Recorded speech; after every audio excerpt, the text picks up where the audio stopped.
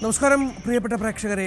തെരഞ്ഞെടുപ്പ് ചിത്രം അങ്ങനെ തെളിയുകയാണ്. ഇന്നലെ നിരവധി പത്രികകൾ തള്ളപ്പെട്ടു. നാളെയോടുകൂടി ഏതാണ്ട് ഒരു അന്തിമ തീരുമാനമുണ്ടാകും, കൃത്യമായ ഒരു വ്യക്തതയുണ്ടാകും. പക്ഷേ ഇപ്പോഴും പ്രചരണ രംഗത്ത് സ്ഥാനാർത്ഥികൾ സജീവമാണ്. അപരന്മാർ പല ആളുകളുടെ പത്രികകൾ തള്ളിപ്പോയ പശ്ചാത്തലമൊക്കെയുണ്ട്. പക്ഷേ അപ്പോഴും അപരന്മാരുടെ ഭീഷണിയാൽ വലയുന്ന നിരവധി സ്ഥാനാർത്ഥികളുണ്ട് താനും. ഒപ്പം യുദ്ധം, അമേരിക്കൻ പ്രസിഡന്റിൻ്റെ ഉറപ്പ് ഒന്നും ഒക്കെ പാഴ്വാക്കായിരിക്കുന്നു. പല സ്ഥലങ്ങളിലും ആക്രമണമുണ്ട്. ബഹ്റൈനിൽ ആക്രമണമുണ്ട്, ഇസ്രായേലിൽ ആക്രമണമുണ്ട്, ഇറാൻ്റെ പല മേഖലകളിലും ഇസ്രായേലും അമേരിക്കയും സംയുക്തമായി ആക്രമിക്കുന്നു. ഇതിനിടയിൽ പാകിസ്ഥാൻ ചില മധ്യസ്ഥ ശ്രമങ്ങൾ ആരംഭിച്ചിരിക്കുന്നു എന്ന വിവരം കൂടി പുറത്തുവിടുന്നുണ്ട്. ഇതടക്കം നിരവധി വാർത്തകളുമായി സമഗ്രമാണ് ബുള്ളറ്റിൻ. നമുക്ക് തലക്കെട്ടുകൾ നോക്കാം. തെരഞ്ഞെടുപ്പ് മത്സരചിത്രം നാളെ അറിയാം. പത്രിക പിൻവലിക്കാനുള്ള സമയപരിധി നാളെ അവസാനിക്കും. സൂക്ഷ്മ പരിശോധനയ്ക്ക് ശേഷം തള്ളിയത് 354 പത്രികകൾ. അപരഭീഷണി ഒഴിവാക്കാൻ തിരക്കിട്ട നീക്കത്തിൽ മുന്നണികൾ.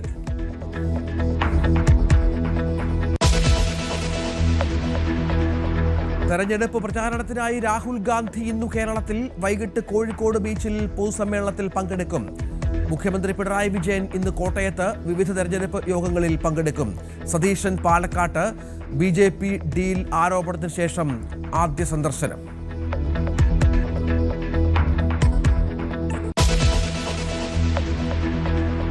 ട്രാൻസ്ജെൻഡർ ബിൽ പാസാക്കി ലോക്സഭ. ജനിതക ശാരീരിക വ്യത്യസ്തതകൾ ഉള്ളവരെ ഉൾപ്പെടുത്തി ബിൽ. വ്യക്തി താൽപര്യമോ സ്വയം ലിംഗനിർണയമോ നിയമവിധേയമല്ല. ബിൽ തിരക്കിട്ട് പാസാക്കിയതിൽ പ്രതിഷേധമുയർത്താൻ പ്രതിപക്ഷം. ധനബില്ലിന്മേലുള്ള ചർച്ചയിൽ ധനമന്ത്രിയുടെ മറുപടി ഇന്ന് പാർലമെന്റിൽ.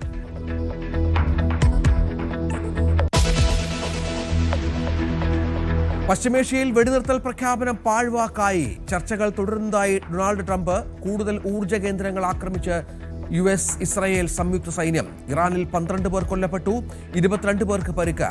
US-ന് രക്ഷപ്പെടാനുള്ള സമയം കഴിഞ്ഞെന്ന ഇറാൻ. ശക്തമായി തിരിച്ചടിക്കുമെന്നും പ്രഖ്യാപനം.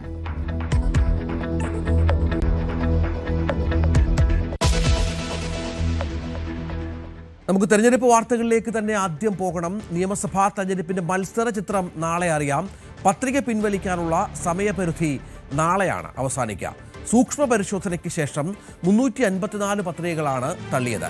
പ്രമുഖ സ്ഥാനാർത്ഥികൾക്കെതിരെയെല്ലാം അപരന്മാരുടെ വലിയ ഭീഷണിയുണ്ട്. അപരഭീഷണി ഒഴിവാക്കാൻ തിരക്കിട്ട നീക്കത്തിലാണ് മുന്നണികൾ. VV അരുൺ വിവരങ്ങൾ പങ്കുവെക്കുകയാണ്. അരുണ്, നാളത്തോടുകൂടി ഏതാണ് ചിത്രം വ്യക്തമാകും. അപ്പോഴും ഈ അപരന്മാരുടെ ഭീഷണിയുള്ള നിരവധി മണ്ഡലങ്ങൾ പല സ്ഥലങ്ങളിലുമുണ്ട്. ഇനിയുള്ള നടപടിക്രമങ്ങൾ, ഇന്നലെ സൂക്ഷ്മ പരിശോധനയൊക്കെ പൂർത്തിയായല്ലോ. നാളത്തോടുകൂടി ഏതാണ്ട് കാര്യങ്ങൾ വ്യക്തമാവുകയും ചെയ്യും.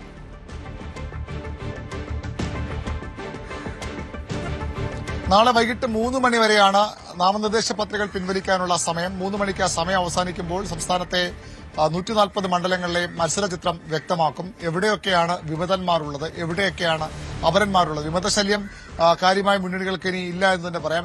ഉണ്ടായത് വിമതന്മാരെയൊക്കെ ഏറെക്കുറെ പൂർണ്ണമായും മാറ്റാൻ മുന്നണി നേതൃത്വങ്ങൾ കഴിഞ്ഞിട്ടുണ്ട്. പക്ഷേ അപരന്മാർ വലിയ ശല്യം തന്നെയാണ് തീർക്കുന്നത്. അത് ഏറ്റവും മഞ്ചേശ്വരം മുതൽ തിരുവനന്തപുരം വരെ അത്തരം ശല്യമുണ്ട്. അതും പ്രധാനപ്പെട്ട മുന്നണി സ്ഥാനാർത്ഥികൾക്ക് ഒന്നിലേറെ അപരന്മാരുണ്ട്. മഞ്ചേശ്വരത്ത് സുരേന്ദ്രൻ ഒരു ആരോപണം ഉന്നയിച്ചത് കോൺഗ്രസിന്റെ തിരുവനന്തപുരത്തെ നേതാവിനെയാണ് തനിക്കെതിരെ അപരനായി നിർത്തി. സാധാരണ രാഷ്ട്രീയത്തിന്റെ മാത്രം സജീവമല്ലാത്ത ആളുകളെയാണ് അപരന്മാരെ നിർത്താറ്. പക്ഷേ കോൺഗ്രസ് ഒരു പ്രധാനപ്പെട്ട പ്രധാനപ്പെട്ട നേതാവിനെ തന്നെ തന്റെ അപരനാക്കി ഇറക്കിയെന്നാണ് BJP നേതാവ് K. സുരേന്ദ്രൻ ആരോപിച്ചത്. മുഹമ്മദ് റിയാസിനും PV അൻവറിനും ബേപ്പൂരിൽ അപരന്മാരുണ്ട്. എല്ലാ മണ്ഡലങ്ങളും, ഏതാണ്ട് പ്രധാനപ്പെട്ട മണ്ഡലങ്ങളിലൊക്കെ ഇത്ര അപര ഭീഷണിയുണ്ട്. നമുക്കറിയാം, അതിശക്തമായ ത്രികോണ പോരാട്ടം നടക്കുന്ന നിരവധി മണ്ഡലങ്ങളുണ്ട്. അവിടെയൊക്കെ ഈ അപരന്മാർ പിടിക്കുന്ന വോട്ട് നിർണായകമായി മാറും. ഒരു ആശ്വാസം രാഷ്ട്രീയ പാർട്ടി നേതൃത്വങ്ങൾക്കും സ്ഥാനാർത്ഥികൾക്കും ഉള്ളത്. നേരത്തെയൊക്കെ അക്ഷരമാലാ ക്രമത്തിലായിരുന്നു പേരുകൾ വന്നിരുന്നത്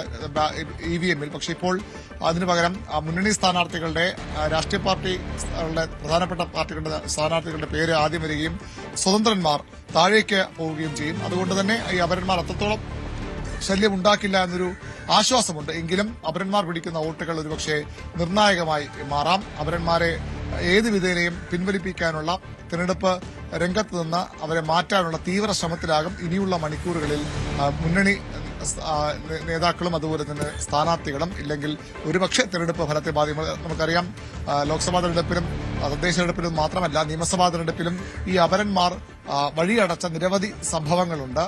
നിയമസഭയിൽ എത്താൻ പല പ്രധാനപ്പെട്ട നേതാക്കൾക്കും അപരന്മാർ വഴി അടച്ച സംഭവങ്ങൾ ഉണ്ട്. അത് ആവർത്തിക്കാതിരിക്കാനുള്ള മുൻകരുതലുകൾ രാഷ്ട്രീയ പാർട്ടികളുടെ ഭാഗത്തുനിന്നുണ്ടാകുന്നുണ്ടെങ്കിലും അപരന്മാർ പൂർണ്ണമായും മാറിയിട്ടില്ല. 3 മുന്നണികളും ഇത്തരത്തിൽ അപരന്മാരെ കണ്ടെത്തി അവതരിപ്പിച്ചിട്ടുണ്ട് എന്നുള്ളതാണ് ഏറ്റവും പ്രധാനപ്പെട്ട കാര്യം.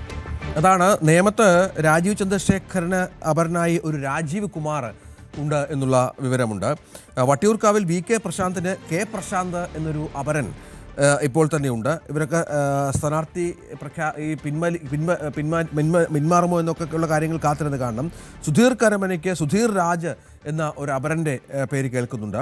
UDF സ്ഥാനാർത്ഥി നമുക്കറിയാം, അരുവിക്കരയിലെ UDF സ്ഥാനാർത്ഥി VS ശിവകുമാറിന് ശിവകുമാർ എന്ന പേരിൽ 2 അപരന്മാർ ഉണ്ട് എന്നുള്ളതാണ് ഏറ്റവും പ്രധാനപ്പെട്ട കാര്യം.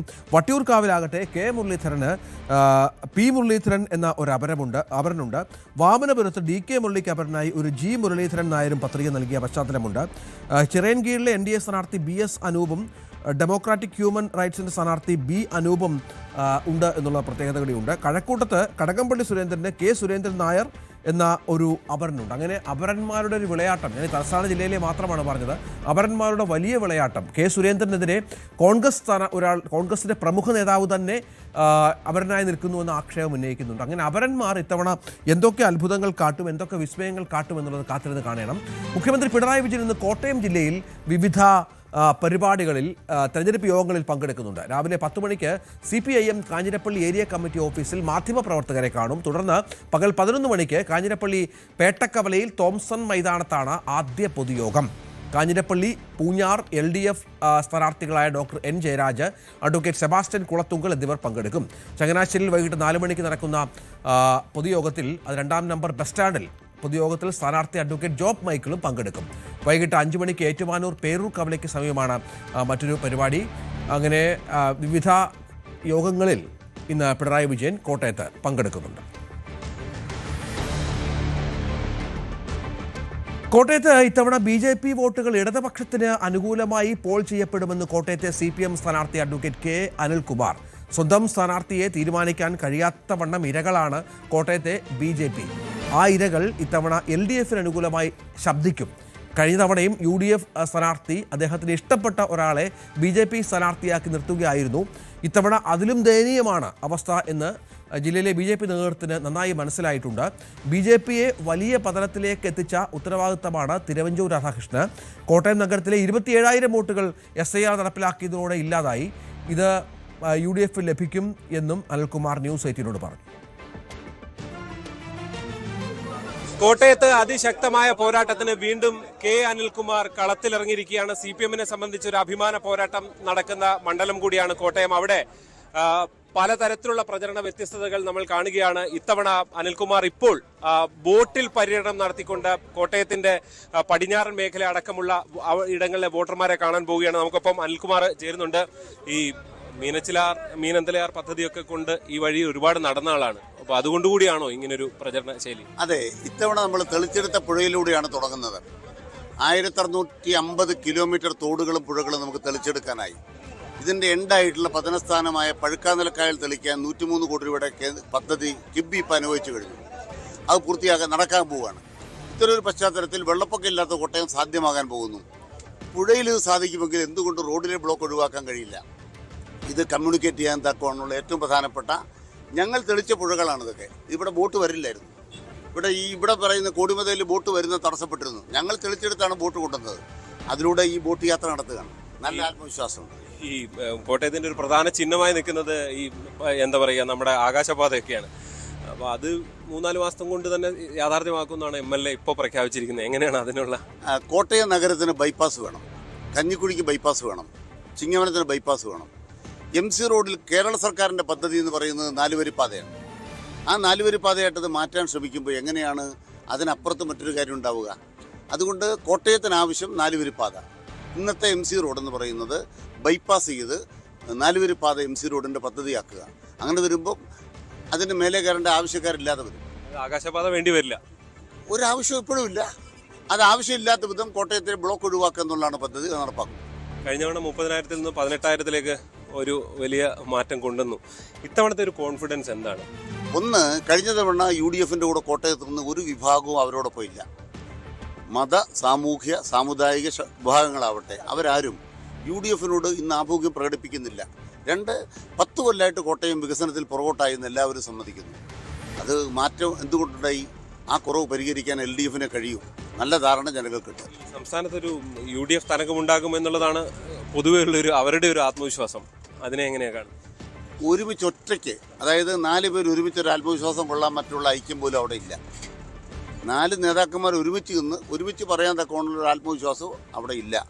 ഒരാൾ കപ്പ വിഴുങ്ങാൻ പോകുന്നു, അപ്പോൾ വേറൊരാൾ വേറൊരു വഴിക്ക് പോകുന്നു. 4 ആൾ ഒരുമിച്ച് നിൽക്കും അതിനകത്ത്. പിന്നെ എന്താ ആത്മവിശ്വാസത്തെക്കുറിച്ചാണ് പറയണത്?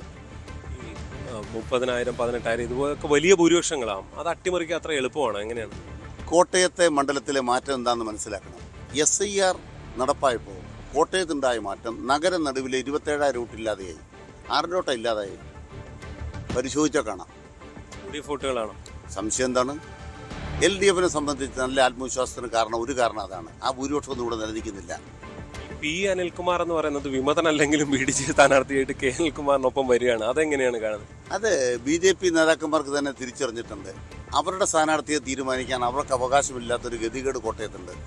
ഇരകളാണവർ. ആ ഇരകൾ ഇത്തവണ ശബ്ദിക്കും. LDF-ന് അനുകൂലമായി കോട്ടയത്ത് വിധിയുണ്ടാവും. BJP വോട്ടുകൾ പോലും LDF-ലേക്ക് വരും. ഇടതുപക്ഷ ജനാധിപത്യ മുന്നണി പൊതുവായ അജണ്ട വെച്ചിട്ടാണ് പ്രവർത്തിക്കുന്നത്. കോട്ടയത്തെ സംബന്ധിച്ച് വികസനമാണ് അജണ്ട. അത് സ്വീകരിക്കുന്ന ഒരു മനുഷ്യരായിട്ട് നാട്ടിലെ ആളുകളെ മാറ്റുക എന്നാണ് ഞങ്ങളുടെ ലക്ഷ്യം. ഈ തദ്ദേശ തെരഞ്ഞെടുപ്പിലൊക്കെ 23,000 വോട്ടൊക്കെ കോട്ടയത്ത് BJP കിട്ടാറുണ്ട്. പക്ഷെ കഴിഞ്ഞ തവണ പോലും 10,000, 8,000-ലേക്ക് ഒതുങ്ങുന്നു. അതെവിടേക്കാണ് പോകുന്നത്? ഇത്തവണ എന്ത് അത് കഴിഞ്ഞ തവണ UDF സ്ഥാനാർത്ഥി അദ്ദേഹത്തിന് ഇഷ്ടപ്പെട്ട ഒരാളെ കണ്ടെത്തുകയായിരുന്നത്. ഇത്തവണ അതിനേക്കാൾ ദയനീയമാണ് അവരുടെ അവസ്ഥ. അതുകൊണ്ട് തന്നെ BJP നേതാക്കൾക്ക് തന്നെ നല്ല ധാരണയുണ്ട്. തങ്ങൾ ഈ തെറ്റായ അധിനിവേശത്തിന് ഇരയായി തീരുകയാണ്. BJP ഒരിക്കലും UDF-നെ ഇത്തവണ സഹായിക്കുമെന്ന് പ്രതീക്ഷിക്കുന്നില്ല. അവർക്ക് സഹായിക്കാനാവാത്ത വിധം പതനത്തിലേക്കാണ് അവരുടെ പ്രസ്ഥാനത്തെ ഇദ്ദേഹം കൊണ്ടെത്തിച്ചത്. എന്തായാലും K. അനിൽകുമാറിന്റെ ഒരു ആത്മവിശ്വാസം അതാണ്. ഇത്തവണ കോട്ടയം എന്ന UDF-ന്റെ കോട്ട എന്ന കോട്ട അത് അട്ടിമറിക്കും എന്ന് തന്നെ അനിൽകുമാർ ആത്മവിശ്വാസം പ്രകടിപ്പിക്കുകയാണ്. അദ്ദേഹത്തിന്റെ ഈ കായലിലൂടെയുള്ള യാത്ര തുടരുകയാണ്. കോട്ടയത്ത് നിന്ന് G. ശ്രീജിത്ത്, News 18. അതാണ് സാഹചര്യം. ഏതായാലും കോട്ടയത്ത് രാഷ്ട്രീയ പോരാട്ടം ചൂടേറിയ പോരാട്ടമാണ്. കേരള കോൺഗ്രസുകളുടെ വിളഭൂമിയാണ്. അവിടെ കോൺഗ്രസിനും കരുത്തുണ്ട്. ഇത്തവണ നമുക്കറിയാം കേരള കോൺഗ്രസുകൾ നേർക്കുനേർ പോരാടുന്ന നിരവധി മണ്ഡലങ്ങൾ കോട്ടയത്തുണ്ട് താനും. അവിടെയൊക്കെ മത്സരം കടുക്കുമെന്ന കാര്യത്തിൽ സംശയമില്ല. മുഖ്യമന്ത്രി ഇന്നിപ്പോൾ കോട്ടയത്തുണ്ട് എന്നുള്ളതാണ് ഏറ്റവും പ്രധാനപ്പെട്ട കാര്യം. അദ്ദേഹം വിവിധ പരിപാടികളിൽ ഇന്ന് കോട്ടയം മണ്ഡലത്തിലുടനീളം നിറഞ്ഞു നിൽക്കും. അദ്ദേഹത്തിൻ്റെ സാന്നിധ്യം ഇന്ന് കോട്ടയത്തെ വളരെ പ്രധാനപ്പെട്ട ഒരു സ്ഥലമായി മാറ്റുന്നുമുണ്ട്. ആ പരിപാടികളൊക്കെ വിജയിപ്പിക്കാനുള്ള ശ്രമത്തിലാണ് കോട്ടയത്തെ CPM പ്രവർത്തകർ എന്നാണ് മനസ്സിലാക്കേണ്ടത്. ഏറെ പ്രാധാന്യത്തോടുകൂടി തന്നെ മുഖ്യമന്ത്രിയുടെ പരിപാടിയിലേക്ക് ആളുകൾ എത്തിച്ചേരുക, സ്ഥാനാർത്ഥികളടക്കമുള്ള ആളുകൾ ഇതുമായി ബന്ധപ്പെട്ട് പ്രചരണത്തിന് ഈ യോഗങ്ങളിൽ പങ്കെടുക്കും എന്നുള്ളതാണ് ഏറ്റവും പ്രധാനപ്പെട്ട ഒന്ന്. G. ശ്രീജിത്ത് ഏറ്റവും പുതിയ വിവരങ്ങളുമായി അല്പസമയത്തിനകം തന്നെ ചേരും. ദൃശ്യങ്ങൾ കാണുന്ന പോലെ ഇന്നലെ അടക്കം മുഖ്യമന്ത്രി പത്തനംതിട്ടയിലെ പരിപാടികളിൽ പങ്കെടുക്കുകയായിരുന്നു. ഇന്നിപ്പോൾ കോട്ടയത്താണ് മുഖ്യമന്ത്രി ഉള്ളത്. രാവിലെ 10 മണിക്ക് മുഖ്യമന്ത്രിയുടെ വാർത്താ സമ്മേളനം വിളിച്ചിട്ടുണ്ട്. അദ്ദേഹം ഇന്നലെ പല കാര്യങ്ങൾക്കും മറുപടി പറഞ്ഞിരുന്നു.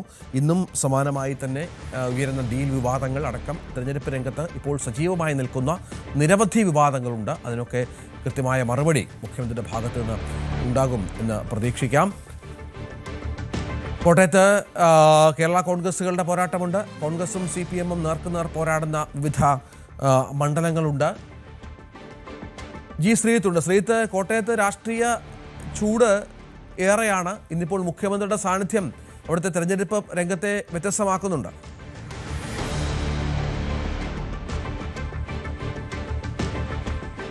തീർച്ചയായും മുഖ്യമന്ത്രി പ്രചരണത്തിലെത്തുന്നു എന്നുള്ളത് രഞ്ജിത്ത് വലിയ ആവേശം തന്നെ ഇടത് പ്രവർത്തകരെ സംബന്ധിച്ച് ഉണ്ടാക്കുമെന്ന കാര്യത്തിൽ യാതൊരു സംശയവുമില്ല. രാവിലെ 10 മണിക്ക് കാഞ്ഞിരപ്പള്ളിയിൽ ഏരിയ കമ്മിറ്റി ഓഫീസിൽ വെച്ച് മാധ്യമപ്രവർത്തകരെ കണ്ട ശേഷമാണ് മുഖ്യമന്ത്രി പ്രചരണ പരിപാടികളിൽ പങ്കെടുക്കുന്നത്. എന്തായാലും രാവിലത്തെ പരിപാടി കാഞ്ഞിരപ്പള്ളിയിലാണ് അദ്ദേഹത്തിന് ആദ്യ പരിപാടിയുള്ളത്. കാഞ്ഞിരപ്പള്ളി പൂഞ്ഞാർ മണ്ഡലങ്ങളിലെ പ്രവർത്തകരുടെ സാന്നിധ്യത്തിലുള്ള പൊതുയോഗം അദ്ദേഹം ഉദ്ഘാടനം ചെയ്യും. വൈകിട്ട് 4-ന് ചങ്ങനാശ്ശേരിയിലാണ് രണ്ടാമത്തെ പരിപാടി നടക്കുന്നത്.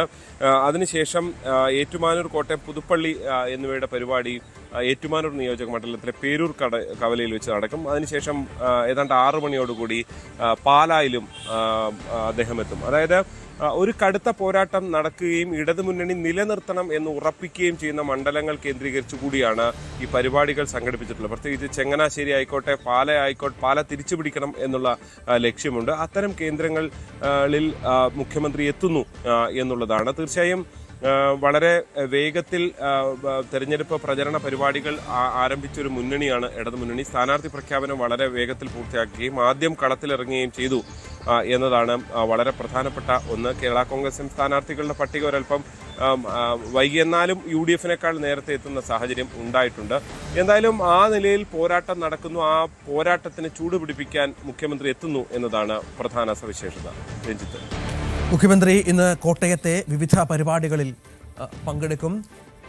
അതാണ് ഏറ്റവും പ്രധാനപ്പെട്ട കാര്യം. ഏതായാലും ശ്രീജിത്താണ് വിവരങ്ങൾ പങ്കുവച്ചത്. തെരഞ്ഞെടുപ്പ് പ്രചാരണത്തിനായി രാഹുൽ ഗാന്ധി ഇന്ന് കേരളത്തിലെത്തും. ഉച്ചയ്ക്ക് കരിപ്പൂർ വിമാനത്താവളത്തിലെത്തുന്ന രാഹുൽ റോഡ് മാർഗമാകും കോഴിക്കോട് ബീച്ചിലേക്ക് വരിക. വൈകിട്ട് 4 മണിക്ക് കോഴിക്കോട് ബീച്ചിലാണ് പൊതുസമ്മേളനം. കോഴിക്കോടിന് പുറമെ വയനാട്, മലപ്പുറം ജില്ലകളിൽ നിന്നും പ്രവർത്തകരെത്തും. ബീച്ചിലെ പരിപാടിക്ക് ശേഷം KSRTC ബസ്സിലാകും രാഹുൽ കരിപ്പൂരിലേക്ക് മടങ്ങുക. MS അനീഷ് കുമാർ ഏറ്റവും പുതിയ വിവരങ്ങളുമായി ചേരും. അനീഷ്, ദേശീയ നേതാക്കൾ കേരളത്തിലേക്ക് എത്തുകയാണ്. മനസ്സിലാക്കേണ്ടത് ഈ തെരഞ്ഞെടുപ്പ് കാലത്ത് ആദ്യം വരുന്ന നേതാവ് രാഹുൽ ഗാന്ധിയാണ്. രാഹുലിന്റെ വരവ് ചില്ലറ ആവേശമല്ല കോൺഗ്രസ് പ്രവർത്തകർക്ക് നൽകുക. എന്തൊക്കെയാണ് രാഹുലിന്റെ പരിപാടികൾ? എത്ര ദിവസം ഇവിടെ ഉണ്ടാകും? ഏതൊക്കെ ജില്ലകളിൽ പ്രചരണം ഉണ്ടാകും?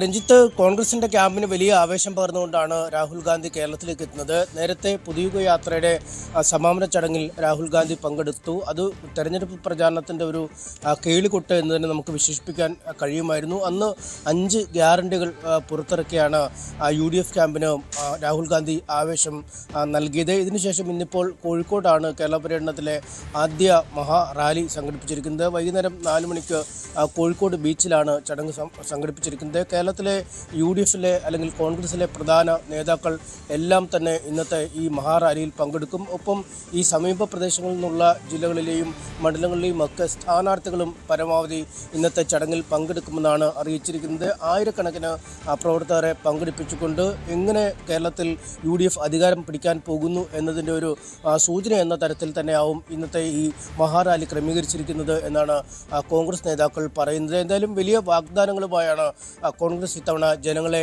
നേരിടാൻ പോകുന്നത്. വോട്ടർമാർക്ക് കൈനിറയെ സമ്മാനങ്ങൾ UDF അധികാരത്തിലേറിയാൽ നൽകും എന്ന് ഇതിനകം തന്നെ കോൺഗ്രസ് പറഞ്ഞിരിക്കുന്നു. അതിൽ ഗ്യാരണ്ടി കാർഡുകളാണ് ഏറ്റവും പ്രധാന ആകർഷണങ്ങളായി ഉയർത്തിക്കാട്ടുന്നത്. ഇത് സംബന്ധിച്ച കൂടുതൽ വിശദീകരണങ്ങൾ, ഉറപ്പുകൾ എന്നിവ ഇന്ന് രാഹുൽ ഗാന്ധിയിൽ നിന്ന് ജനങ്ങൾക്ക് ലഭിക്കും എന്നാണ് കോൺഗ്രസ് പറയുന്നത്. അതിൽ KSRTC യാത്രയുണ്ട്, വിദ്യാർത്ഥിനികൾക്ക് 1000 രൂപ പ്രതിമാസം നൽകുന്ന പദ്ധതിയുണ്ട്, 25 ലക്ഷം രൂപയുടെ ആരോഗ്യ ഇൻഷുറൻസ് പദ്ധതിയുണ്ട്, ഒപ്പം പെൻഷൻ തുക 3000 രൂപ ഉയർത്തുന്നു. അങ്ങനെ ഒരുപാട് കാര്യങ്ങളാണ് ഇതിനകം തന്നെ കോൺഗ്രസ് വാഗ്ദാനം ചെയ്തിരിക്കുന്നത്. നമുക്കറിയാം, തെരഞ്ഞെടുപ്പിൽ സ്ഥാനാർത്ഥിയെ നിർണയം അല്ലെങ്കിൽ തെരഞ്ഞെടുപ്പ് പ്രഖ്യാപിച്ചാൽ 24 മണിക്കൂറിനുള്ളിൽ സ്ഥാനാർത്ഥിയെ പ്രഖ്യാപിക്കും എന്ന് അറിയിച്ച കോൺഗ്രസിന് ആ വാക്ക് പാലിക്കാൻ കഴിഞ്ഞിരുന്നില്ല. പിന്നീട് മാരത്തോൺ ചർച്ചകൾ നടത്തുകയും K. സുധാകരൻ മത്സരിക്കണമെന്ന ആവശ്യത്തിൽ ഉറച്ചു നിൽക്കുകയും ചെയ്തതോടുകൂടി പട്ടിക വൈകുന്ന സാഹചര്യമുണ്ടായി. എങ്കിലും പിന്നീട് വളരെ പെട്ടെന്ന് പത്രിക സമർപ്പണമടക്കത്തിലുള്ള സമയത്തിലേക്ക് എത്തിയപ്പോൾ അത്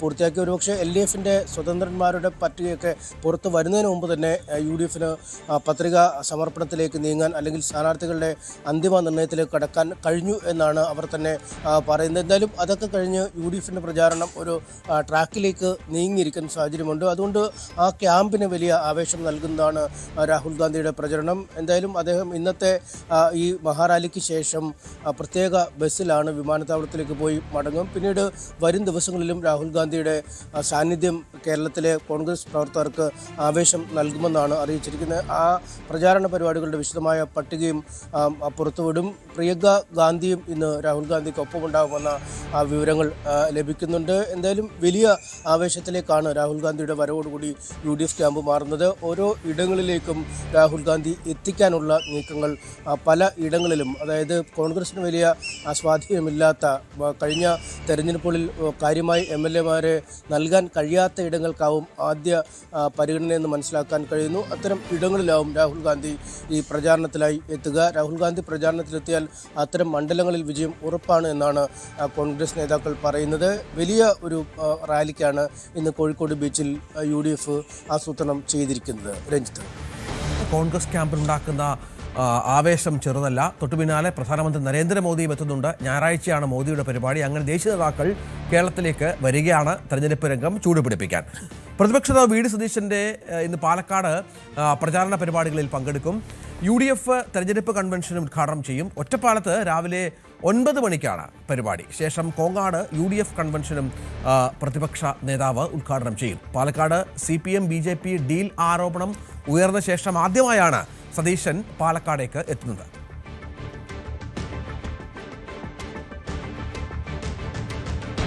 വയനാട്ടിലെ കൽപ്പറ്റ കോട്ടാത്തറയിൽ UDF കൺവെൻഷനിടെ കയ്യാങ്കളി. പഞ്ചായത്ത് തല കമ്മിറ്റി രൂപീകരണത്തിനായി ബന്ധപ്പെട്ട ചർച്ചകൾക്കിടയിലാണ് കയ്യാങ്കളി ഉണ്ടായത്. ലീഗ് നേതാക്കൾ ചിലരെ ഒഴിവാക്കിയെന്നും അതുമായി ബന്ധപ്പെട്ട പ്രശ്നമാണ് സംഭവിച്ചത്. കയ്യാങ്കളിക്ക് പിന്നാലെ ഒഴിവാക്കിയവരെ ഉൾപ്പെടുത്തി പുതിയ കമ്മിറ്റി രൂപീകരിച്ചു.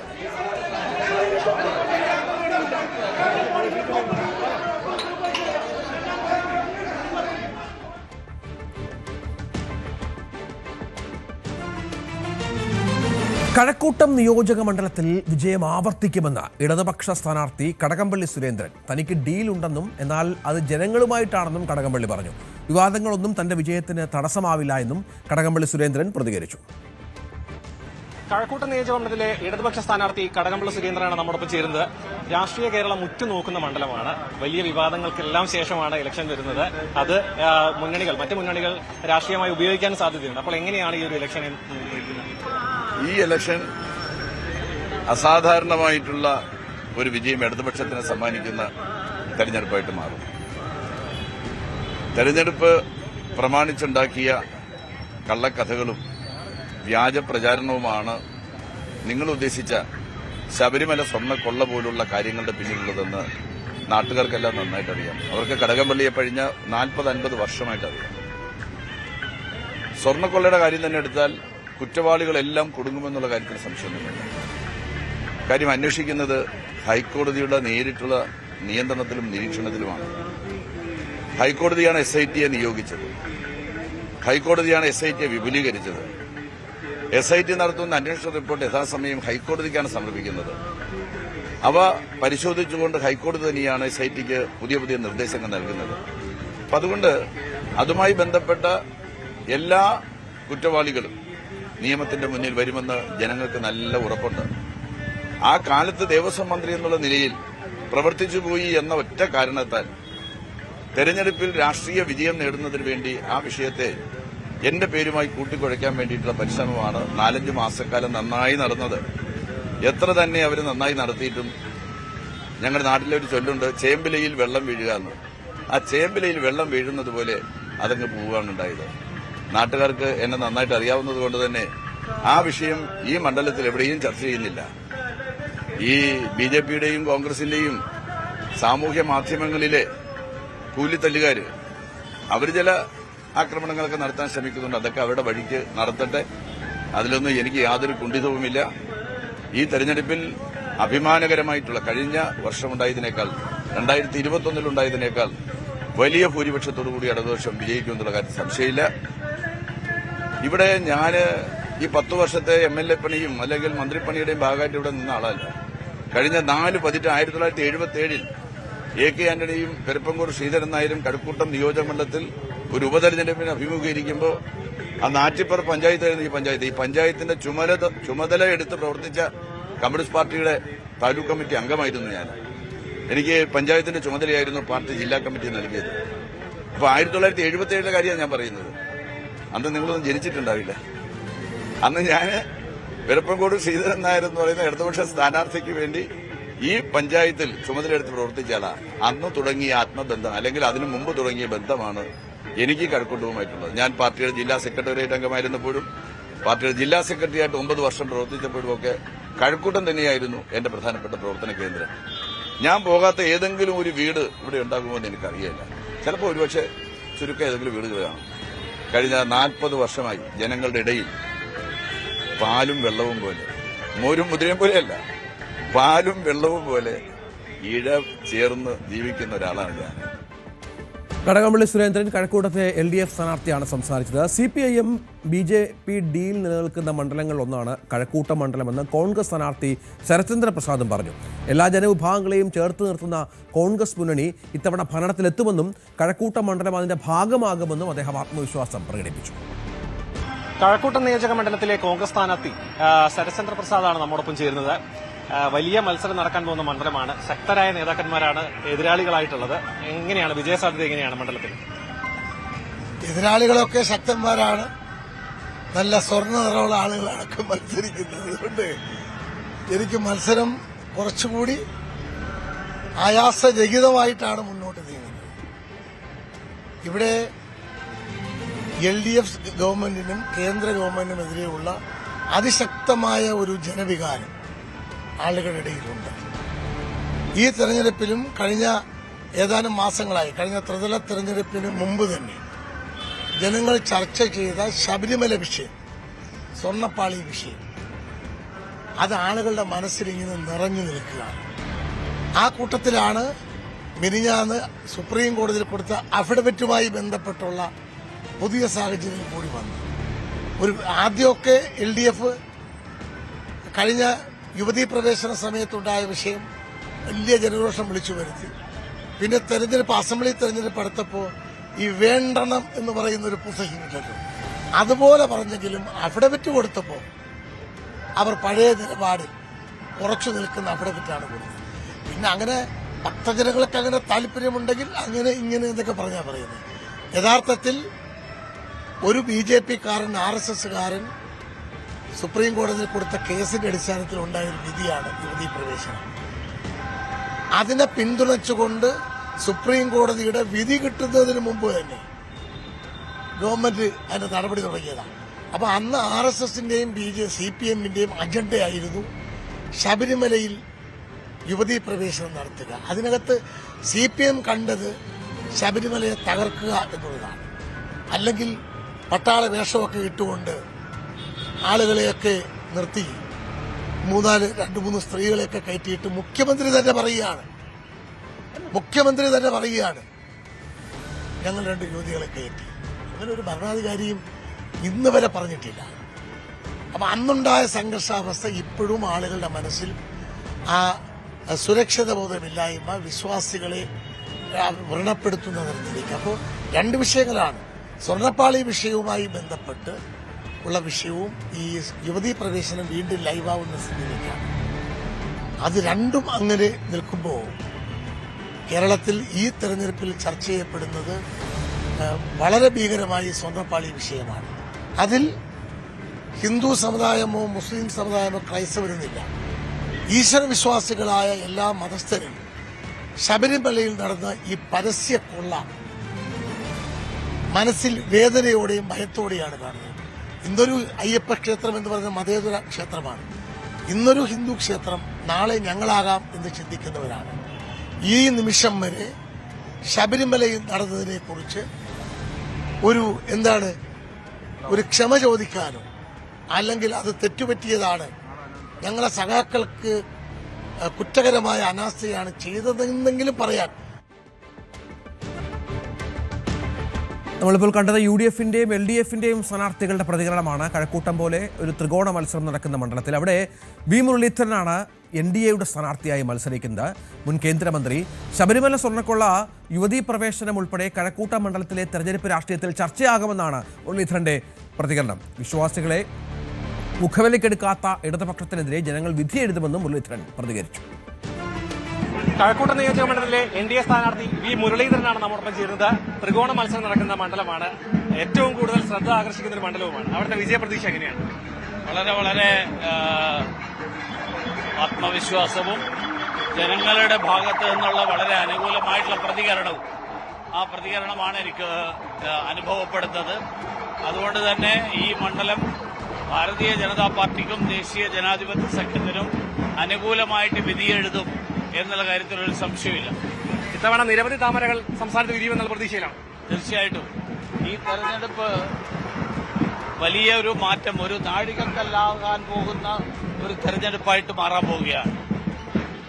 എതിരാളിയായി ഇപ്പോൾ കടകംപള്ളി സുരേന്ദ്രനാണുള്ളത്. സ്വർണ്ണക്കൊള്ള അടക്കമുള്ള വിഷയങ്ങൾ ഇപ്പോഴും ചർച്ച ചെയ്തുകൊണ്ടിരിക്കുകയാണ്. അതെങ്ങനെയായിരിക്കും തെരഞ്ഞെടുപ്പിനെ ബാധിക്കും? ജനങ്ങളെ ഏറ്റവും കൂടുതൽ വേദനിപ്പിച്ചിട്ടുള്ള, ഏറ്റവും കൂടുതൽ വ്രണപ്പെടുത്തിയിട്ടുള്ള ഒരു സംഭവമാണ് ഈ സ്വർണ്ണക്കൊള്ള. അതിൽ അന്നത്തെ ദേവസ്വം മന്ത്രി എന്നുള്ള നിലയിൽ ഇവിടെ ഇടതുപക്ഷ സ്ഥാനാർത്ഥിയായിട്ട് മത്സരിക്കുന്ന ശ്രീ കടകംപള്ളി സുരേന്ദ്രന്റെ പങ്ക്, ആ പങ്ക് ഒരിക്കലും നിഷേധിക്കാൻ പറ്റാത്തൊരു കാര്യമാണ്.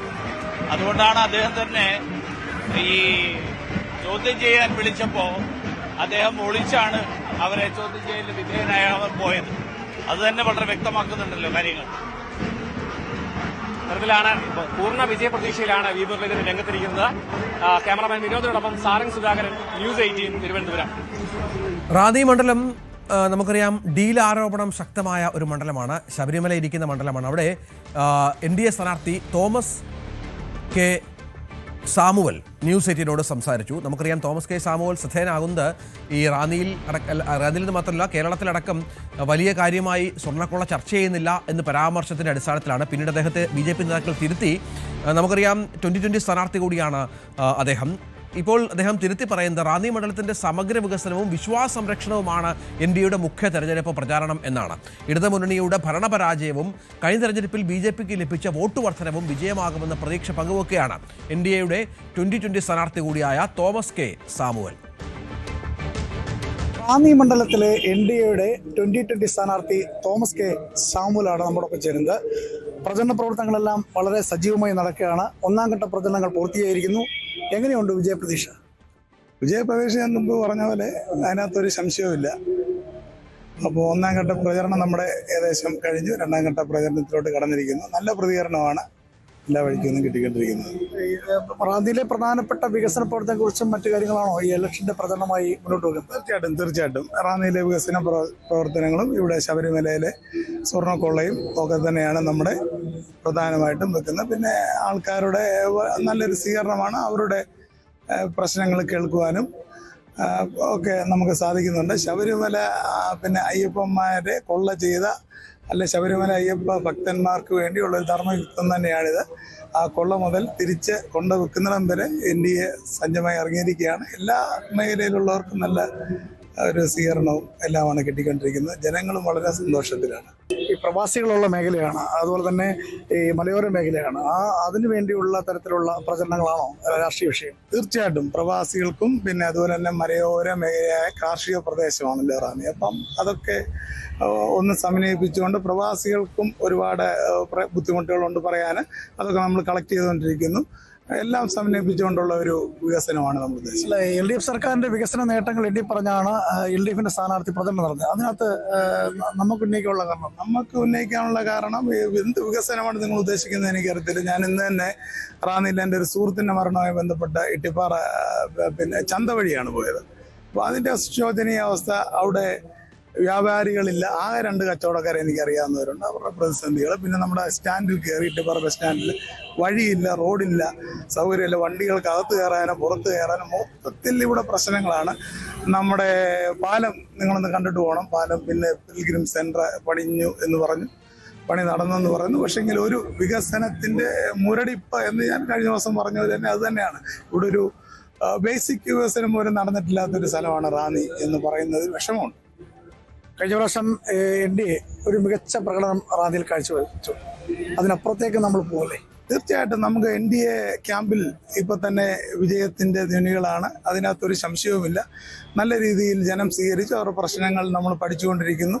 ജനങ്ങൾക്കും സന്തോഷമായി സ്വീകരിച്ചുകൊണ്ട് ഞങ്ങൾക്ക് വലിയൊരു ആത്മവിശ്വാസമാണ്. വോട്ടർമാരെ നേരിട്ട് കാണാനുള്ള തിരക്കാണ്. വോട്ടർമാരെ പരമാവധി കാണാൻ ശ്രമിക്കുന്നുണ്ട്. എല്ലാവരും അതിൽ കൂടുതൽ എനിക്ക് ഒരുപാട് കോളുകൾ വരുന്നുണ്ട്, ചിലർ വരുന്നുണ്ട്. എല്ലാ മേഖലയിൽ നിന്നും വലിയ ഒരു ഒരു ഒരു ഒരു സന്തോഷമാണ് ഈ ദിവസങ്ങളിൽ ലഭിച്ചുകൊണ്ടിരിക്കുന്നത്. അത്തരത്തിൽ വലിയ പ്രതീക്ഷയിലാണ് ഈ 2020 സ്ഥാനാർത്ഥി ഉള്ളത്. എന്നാൽ റാന്നിയിൽ മികച്ച വിജയം നേടും എന്നാണ് അദ്ദേഹം പറയുന്നത്. റാന്നിയിൽ നിന്നും ശശി നാരായണൻ, ന്യൂസ് 18. ജി സുധാകരന്റെ സ്ഥാനാർത്ഥിത്വം അവിശുദ്ധ കൂട്ടുകെട്ടിന്റെ ഭാഗമാണെന്ന് LDF സ്ഥാനാർത്ഥി H. സലാം പറഞ്ഞു. നാടകത്തിന്റെ പല ഘട്ടങ്ങളും പുറത്തുവരാനുണ്ടെന്നും സലാം പ്രതികരിച്ചു. വ്യക്തികൾ മാറിയാലും രാഷ്ട്രീയ വോട്ടുകൾ മാറില്ലെന്ന ആത്മവിശ്വാസത്തിലാണ് സലാം.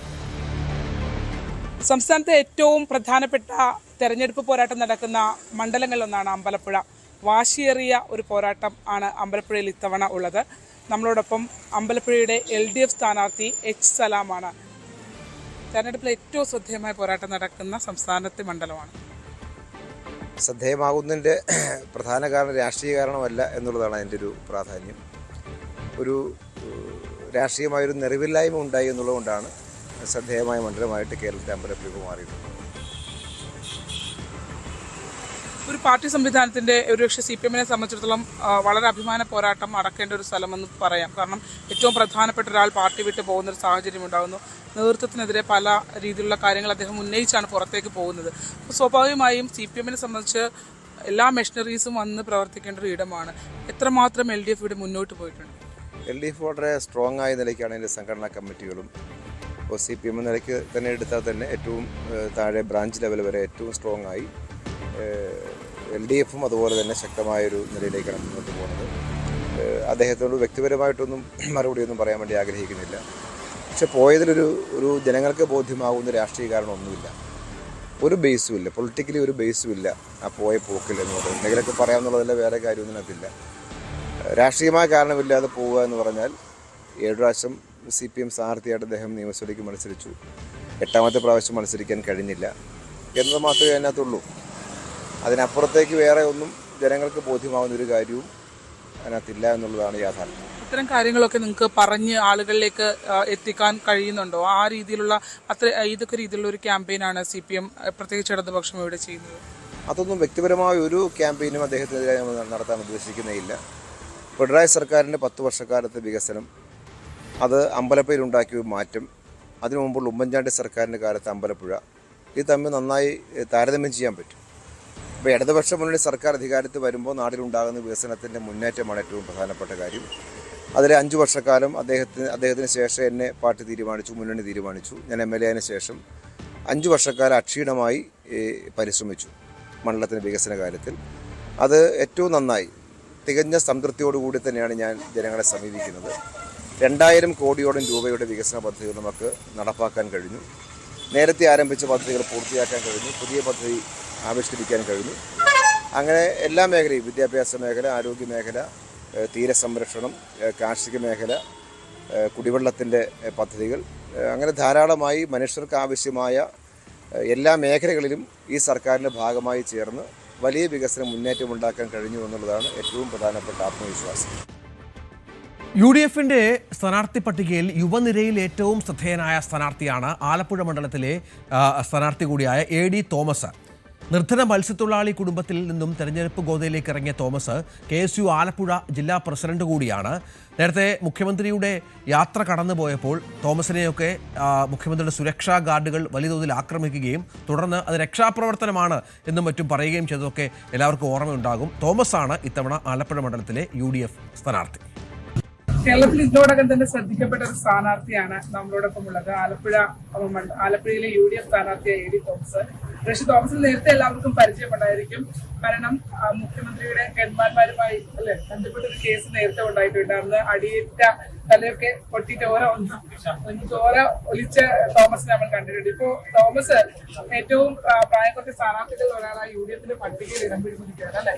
അപ്പം ഒരു നിമിഷം പോലും സ്ഥാനാർത്ഥിത്വം പ്രഖ്യാപിക്കാൻ കുറച്ച് വൈകിയിരുന്നു. ഒരു നിമിഷം പോലും കളയാതെ ഉള്ള വോട്ടുപിടുത്തത്തിലാണ്. വളരെ പ്രധാനപ്പെട്ട സമയമാണെന്ന് അറിയാം. എങ്കിലും തെരഞ്ഞെടുപ്പ് വളരെ ആവേശകരമായി മുമ്പോട്ട് പോവുകയാണ്. പൊതുവെല്ലാത്ത ഒരു നല്ല ജനങ്ങളിടയിൽ നിന്നൊരു പ്രതികരണം ലഭിക്കുന്നു. അത് കേരളത്തിലാകമാനം നമുക്കറിയാം UDF-ന് അനുകൂലമായിട്ടുള്ള ഒരു വികാരമുണ്ട്. ആ വികാരത്തിനോടൊപ്പം തന്നെ ഒരു പ്രത്യേകമായ പരിഗണന എനിക്ക് വ്യക്തിപരമായി കിട്ടുന്നുണ്ട്. അതിൽ വളരെ സന്തോഷം തോന്നുന്നുണ്ട്. ഇല്ല, ഞാനങ്ങനെ നിയമസഭാ സ്ഥാനാർത്ഥിത്വം പ്രതീക്ഷിച്ചിരുന്നില്ല. കാരണം ഞാൻ പാർട്ടിയിൽ എന്നേക്കാൾ കഴിവും പ്രാപ്തിയുമുള്ള ഒരുപാട് ആളുകൾ പാർട്ടിയിലുണ്ടായിരുന്നു. അപ്പോൾ പല പല സാഹചര്യങ്ങൾ പരിഗണിച്ച് ഇവിടെ ഒരു കുറച്ചുകൂടി ഒരു യുവാവിനെ മത്സരിപ്പിക്കണമെന്ന് പാർട്ടി തീരുമാനിക്കുകയും അങ്ങനെ അവിചാരിതമായി ഇതിലേക്ക് എത്തുകയും ചെയ്തതാണ്. എന്നെ സംബന്ധിച്ചിടത്തോളം വലിയൊരു അംഗീകാരമാണ്. പാർട്ടിയും മുന്നണിയും ഒക്കെ നമ്മളെ വിശ്വസിക്കുന്നു. അങ്ങനെ ഒരു വിശ്വാസത്തിൽ അധിഷ്ഠിതമായി നമ്മൾ പ്രചരണത്തിൽ നടക്കുമ്പോൾ ജനങ്ങളിലേക്ക് സ്വീകരിക്കുന്നു. അതില് വിവിധ കക്ഷി രാഷ്ട്രീയമുള്ള ആളുകൾ പോലും അതിനതീതമായി നമ്മളെ സ്വീകരിക്കുന്നത് വലിയ സന്തോഷമുണ്ട്. അതിലൊരു പ്രത്യേക സന്തോഷം.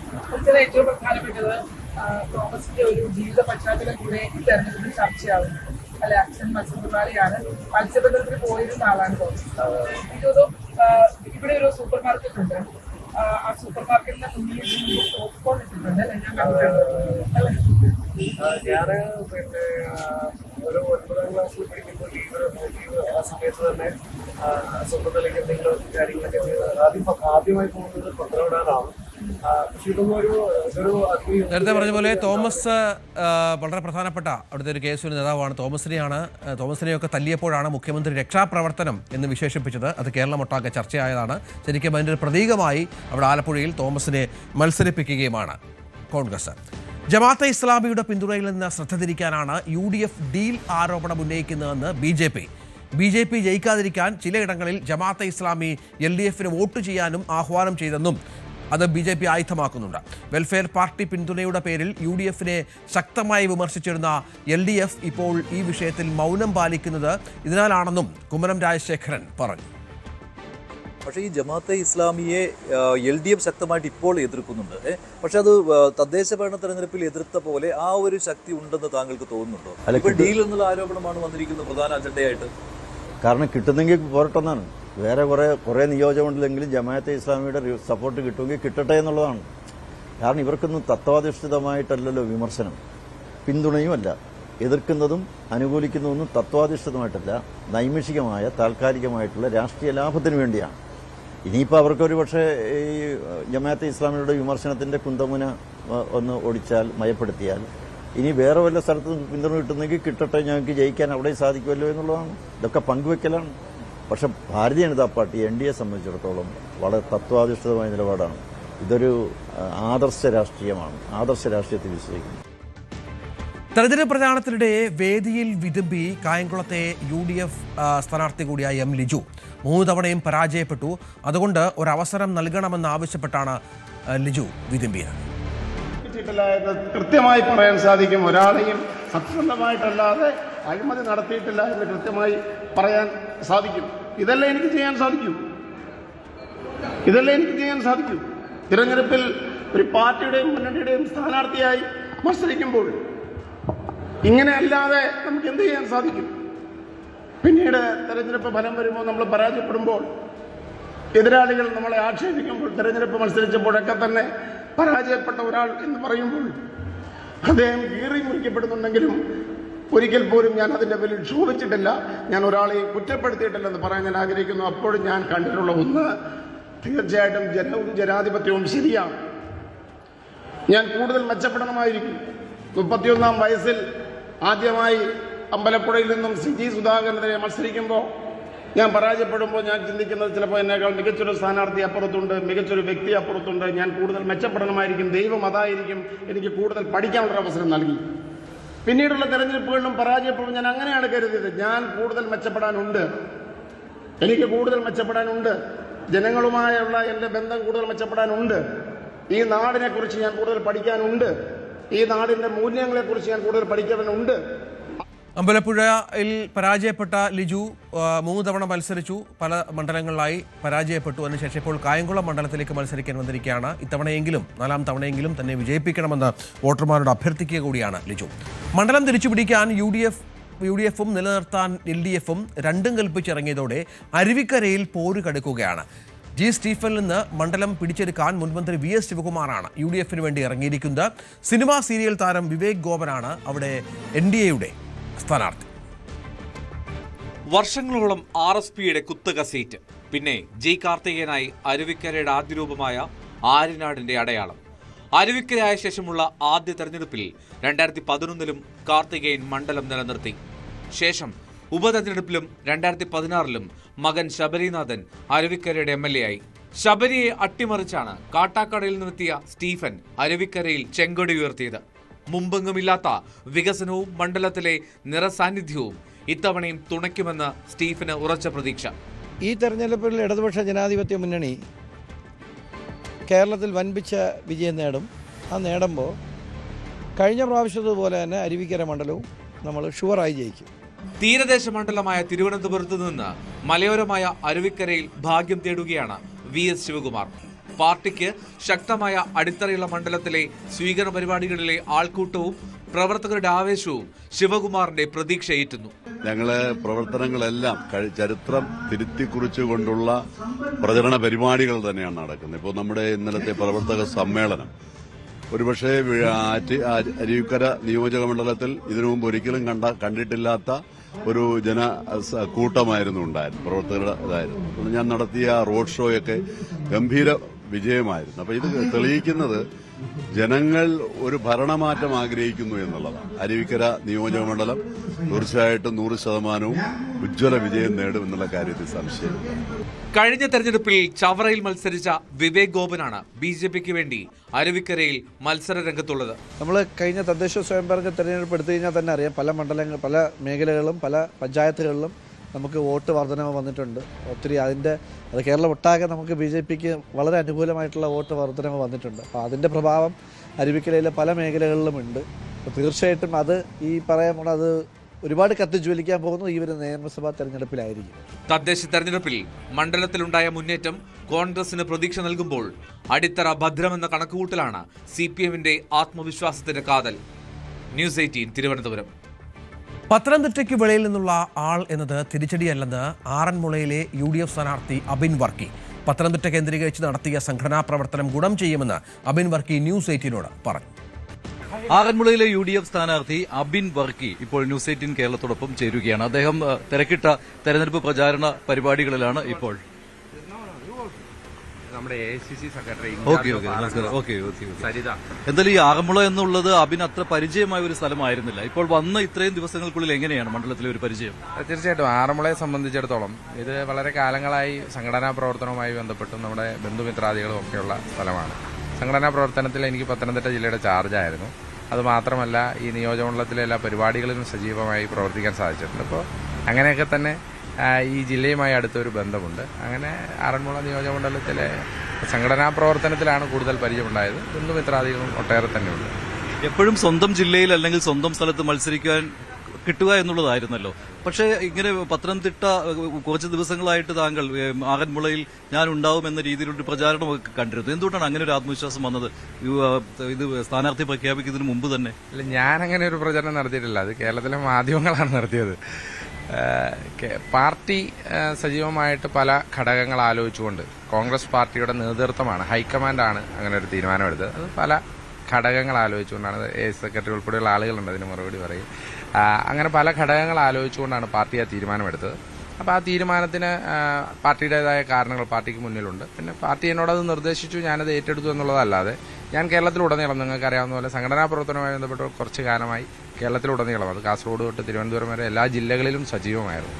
ആ സജീവതയിൽ പത്തനംതിട്ടയും ഉൾപ്പെട്ടിരുന്നു. അതുകൊണ്ട് ആറന്മുളയിൽ വന്ന് മത്സരിക്കാൻ പറഞ്ഞു, ഒരു പോരാട്ടം ഏറ്റെടുക്കാൻ പറഞ്ഞു. അങ്ങനെ ഏറ്റെടുത്തത്. അതിശക്തിയായ ഒരു സ്ഥാനാർത്ഥിയാണ് ഇവിടെ ഉള്ളത്. 2 തവണ ആറന്മുളയിൽ ജയിച്ചയാൾ, മന്ത്രിയായയാൾ അല്ലേ? അങ്ങനെ ഒരു സ്ഥാനാർത്ഥിയുമായിട്ടും നേരിട്ട് ഏറ്റുമുട്ടുമ്പോൾ അല്ല, സ്ഥാനാർത്ഥികളുടെ ശക്തി അവരുടെ ആ ശക്തിയുടെ ബഹുമാനത്തോടുകൂടി തന്നെ കാണുകയാണ്. ഒരു സ്ഥാനാർത്ഥിയും വില കുറച്ച് കാണാനോ വില കുറച്ച് അണ്ടർ എസ്റ്റിമേറ്റ് ചെയ്യാനോ ഞങ്ങൾ ആരും ഒരുക്കമല്ല. എല്ലാ സ്ഥാനാർത്ഥികൾക്കും അവരുടേതായ എല്ലാ ഔന്നത്യവും അവരുടേതായ ശക്തിയുമുണ്ട്.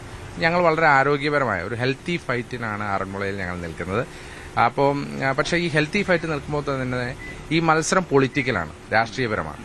പൊളിറ്റിക്കൽ മത്സരത്തിൽ കേരളത്തിൽ UDF വിജയിക്കുമെന്നുള്ള കാര്യത്തിൽ സംശയം വേണ്ട. അത് കഴിഞ്ഞ 10 കൊല്ലക്കാലത്തെ ആറന്മുളയിലെയും കേരളത്തിലെയും വിവിധങ്ങളായ പ്രശ്നങ്ങളാണ്. അത് വിലക്കയറ്റമായിക്കൊള്ളട്ടെ, തൊഴിലില്ലായ്മ ആയിക്കൊള്ളട്ടെ, ആരോഗ്യമേഖലയിലെ പ്രശ്നമായിക്കൊള്ളട്ടെ, ശബരിമല സ്വർണ്ണക്കൊള്ള ആയിക്കൊള്ളട്ടെ, ഇങ്ങനെ പല പ്രശ്നങ്ങളാണ് പൊതു രാഷ്ട്രീയത്തിലുള്ളത് എന്നുണ്ടെങ്കിൽ ആറന്മുളയിൽ വർക്കുകൾ പൂർത്തീകരിക്കാത്തത് അല്ലെങ്കിൽ വർക്കാകാത്ത ഒരു സിസ്റ്റത്തിന്റെ പ്രതിഫലനമാണ് ഇപ്പോൾ കാണുന്നത്. അതിപ്പോൾ വർക്ക് തീരാത്ത പാലങ്ങൾ, വർക്ക് തീർന്നു എന്ന് പറഞ്ഞ് നടത്തിയ ഉദ്ഘാടനങ്ങൾ, വർക്ക് ഇനി തുടങ്ങാത്ത കാര്യങ്ങളിൽ പോലും വർക്ക് തീർന്നു എന്ന് പറയുന്ന കാപ്പട്യങ്ങൾ, ഇതൊക്കെ തന്നെ ആറന്മുള തിരിച്ചറിഞ്ഞു. അതിനു മുൻപ് ഇവിടെ UDF വർഷങ്ങളോളം ഉണ്ടായിരുന്നു. അല്ല, തീർച്ചയായിട്ടും ഞാൻ പറഞ്ഞത് ആ UDFന്റെ കാലഘട്ടത്തിൽ ഇപ്പോൾ ഈ ജില്ല ഉണ്ടാക്കിയത് തന്നെ ശ്രീ KK നായർ സാറാണ്.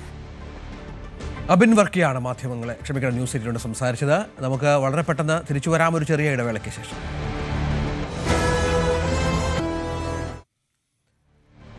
ധനബില്ലിന്മേലുള്ള ചർച്ചയ്ക്ക് ലോക്സഭയിൽ ധനമന്ത്രി നിർമ്മലാ സീതാരാമൻ മറുപടി നൽകും. ചർച്ച ഇന്നലെ പൂർത്തിയായിരുന്നു. ട്രാൻസ്ജെൻഡർ സംരക്ഷണ ഭേദഗതി ബിൽ സെലക്ട് കമ്മിറ്റിക്ക് വിടാതെ തിരക്കിട്ട് പാസാക്കിയതിൽ പ്രതിപക്ഷ പ്രതിഷേധം ഉണ്ടായേക്കും. എറണാകുളം കളമശ്ശേരിയിൽ യുവതിയെ ആക്രമിച്ച് കവർച്ച നടത്തിയ കേസിൽ തിരിച്ചറിയൽ പരേഡ് ഇന്ന്. റിമാൻഡിൽ കഴിയുന്ന പ്രതിയെ ഇന്ന് പെൺകുട്ടിയെ കാണിക്കും. കഴിഞ്ഞ ദിവസം അറസ്റ്റിലായ പ്രതിയുടെ പേരോ മറ്റു മേൽവിലാസമോ മുഖമോ ഒന്നും പോലീസ് പ്രദർശിപ്പിച്ചിരുന്നില്ല. ആജ്ഞ രവീന്ദ്രൻ വിവരങ്ങൾ പങ്കുവെക്കും. ആജ്ഞ, നിയമപരമായ നടപടിക്രമങ്ങളാണ് ഉള്ളത്, എന്തൊക്കെയാണ് ഇനി നടക്കാനുള്ളത്? രഞ്ജിത്ത്, ഇന്നലെ ഈ തിരിച്ചറിയൽ പരേഡ് നടത്തുമെന്നായിരുന്നു പോലീസ് അറിയിച്ചിരുന്നത്. അതേസമയം ഇന്നലെ അതുമായി ബന്ധപ്പെട്ട മജിസ്ട്രേറ്റിന്റെ അനുമതി ലഭിക്കാത്തതിനെ തുടർന്നാണ് അത് ഇന്നത്തേക്ക് മാറ്റിവെച്ചിരിക്കുന്നത്. ഏതായാലും ഇന്ന് മജിസ്ട്രേറ്റിന്റെ അനുമതി ഉണ്ടെങ്കിൽ പ്രതിയെ തിരിച്ചറിയൽ പരേഡിന് വിധേയനാക്കുമെന്നാണ് മനസ്സിലാക്കുന്നത്.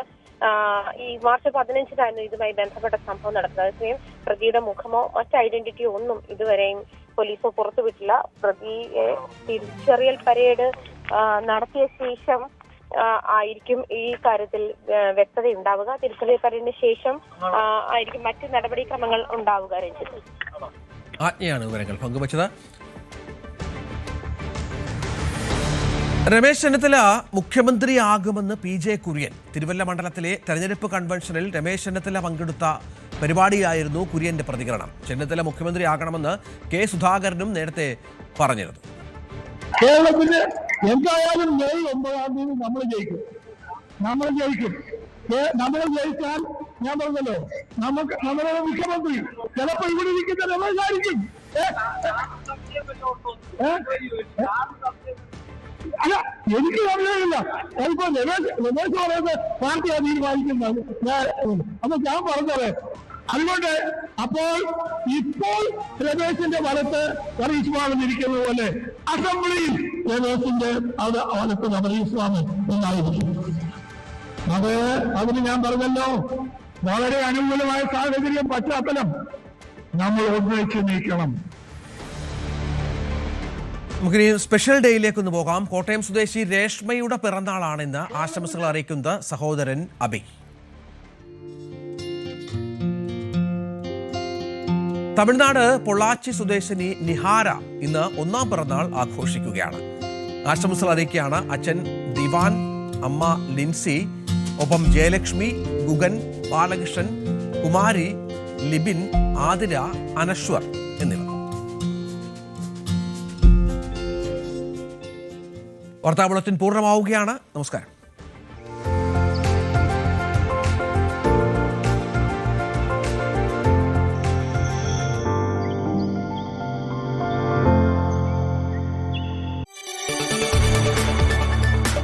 കൂടുതൽ വാർത്തകൾക്ക് News 18 Keralam YouTube channel subscribe ചെയ്യുക.